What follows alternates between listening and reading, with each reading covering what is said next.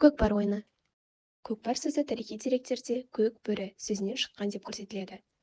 Оның ішінде көк аспан түсі бөрі қасқыр мағынасын білдіреді. Біздің заманымызға дейінгі 1000 жылдық біздің заманымыздың 5 ғасыр аралығында сақ және ғұн тайпалары көкпар ойынына ұқсас ойын түрін әскери жаттығу ретінде қолданған.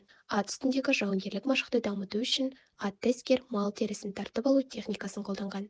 7 және 10 ғасырларда көкпар түркі қағанатында әскери дайындықтың бір бөлігі болды. Қазақ хандығы мен Алтын Орда дәуірінде 13-15 ғасырларда көкпар ойынына ұқсас әскери жаттығу көшпелі жауынгерлер арасында кең тарады. Кейіннен 1949 жылы елімізде алғаш ресми түрде спорттық ойындарға командалық көкпар жарыстары енгізіліп, ережелері жүйеленді.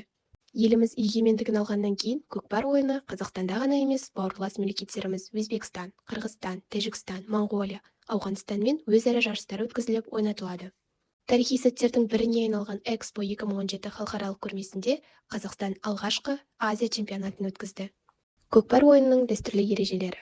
Қатысушылар санына байланысты ашық далада алаң көлемі тағайындалады. Мысалы, әр топ 5 адамнан құралса, алаңның ұзындығы 300 метр, ені 100 метр. Егер топ 10 адамнан құралса, ұзындығы 500 метр, ені 200 метр. Осылайша, адам санына байланысты алаң көлемі де үлкейе береді. Ойында лақтың терісі немесе басы кесілген серке пайдаланылған.